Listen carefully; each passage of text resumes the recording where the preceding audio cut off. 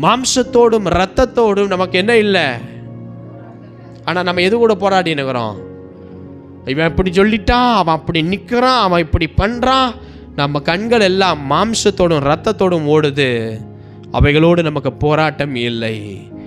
வாக்கு தத்தத்தை இழக்க வைக்க சாத்தான் எளிதில் மாம்சத்தோடு இரத்தத்தோடு போராடுன்னு சொல்லுகிற சாதாரண விஷயத்திலேயே சபை விழுந்து போகிறது, வாக்கு தத்தம் உடைந்து போகிறது. அந்த வாக்கு தத்தம் உடைவதற்கு தயவு செய்து ஒப்பு கொடுக்காதீர்கள் அன்பானவர்களே. ஒரு வாக்கு தத்தம் எவ்வளோ வேல்யூ தெரியுமா? நம்ம கொடுக்குற ஒரு 10 ரூபா கார்டை வாங்கிட்டு போய் அப்படி தூக்கி போடுறீங்களே, வீட்டில் பைபிளில் வைக்கிறீங்களே, அது இல்லை வாக்கு தத்தம். வாக்கு தத்தம் தேவன் நமக்கு கொடுக்கிற ஒரு நம்பிக்கை. அல்லேலூயா.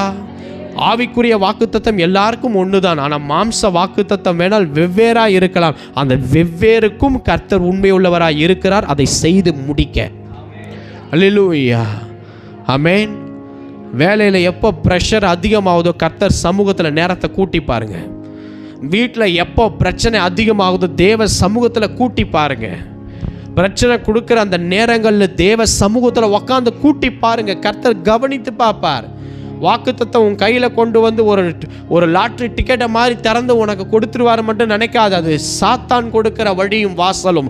கர்த்தர் ஒருவனுடைய வழியை திறக்கணும்னா அவனை செதுக்குவார், அவனை பொறுமையாக காத்திருக்க வைப்பார், அவனை நிதானித்து இருக்க வைப்பார், சிற்பியை போல் அவனை செதுக்கி நடத்த ஆரம்பிப்பார். ஆனால் இஸ்ரவேல் ஜனங்களால் காத்திருக்க முடியலை 40 நாளே. அல்லேலூயா.